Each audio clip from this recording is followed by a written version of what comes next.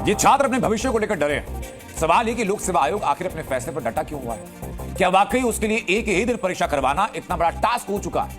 इसको लेकर अब राजनीति भी शुरू हो चुकी है। सपा सुप्रीमो उत्तर प्रदेश के पूर्व मुख्यमंत्री अखिलेश यादव लगातार सोशल मीडिया पर सवाल दाग रहे हैं।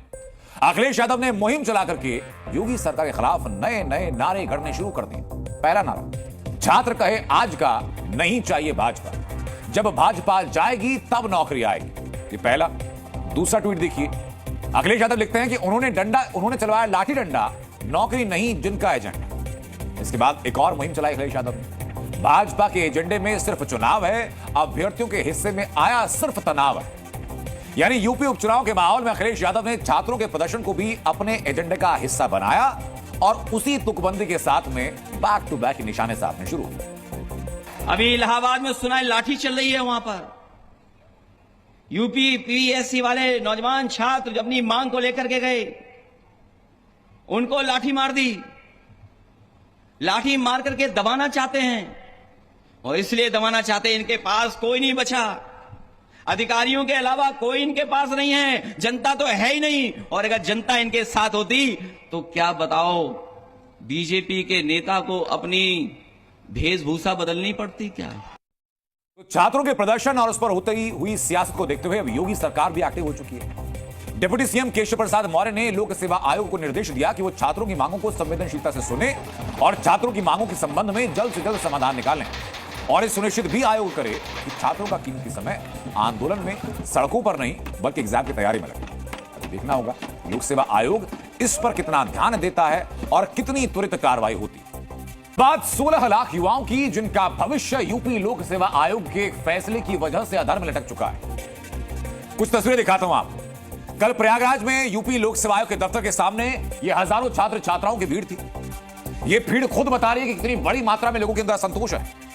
हजारों हजार परीक्षार्थी यहां पर थे, प्रदर्शन करने के लिए थे, अपनी मांगों को लेकर थे। तस्वीर जरा देखिए आप, यहीं पर वो प्रदर्शन कर रहे हैं, नारेबाजी हो रही है और दूर सड़क तक आपको वैसी तस्वीरें नजर आएंगी। इसके बाद परीक्षार्थियों पर पुलिस ने लाठीचार्ज भी कर दी, वो तस्वीरें भी दिखाऊंगा।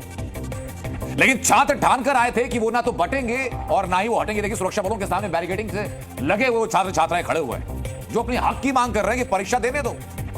छात्रों की दो मांगे, पहला पीसीएस प्रीलिम्स और आरओ एआरओ परीक्षा एक ही दिन में हो और एक ही शिफ्ट में, और दूसरी मांग यह कि परीक्षा के नतीजों में नॉर्मलाइज प्रक्रिया को अप्लाई ना किया जाए। ये दोनों मांगे हैं जिसमें कि आयोग और छात्रों के बीच बात नहीं बन रही।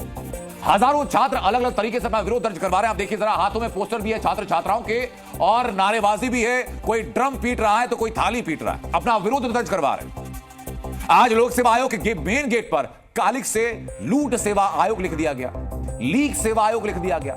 छात्र नारे लगा रहे हैं, वहां खड़े होकर गाने गा रहे हैं और पोस्टरों के जरिए अपनी बात सिस्टम को सुनवा रहे हैं।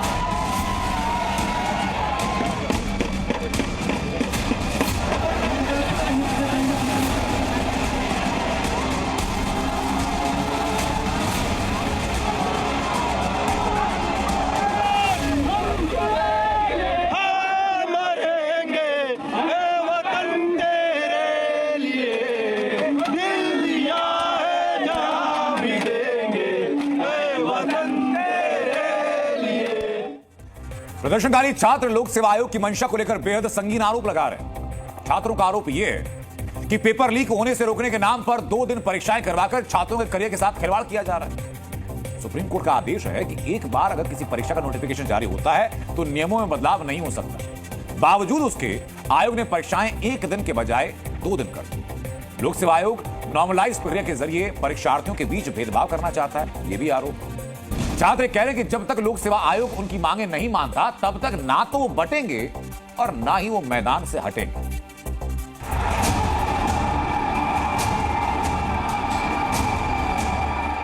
हमें राजनीति से मतलब नहीं है। हमारा मेन उद्देश्य है ये जो सिस्टम जो प्रोसेस लाए हैं हमें ये नहीं चाहिए। देश में 1 नेशन 1 इलेक्शन हो सकता है, क्या 1 day one exam one shift में नहीं हो सकता?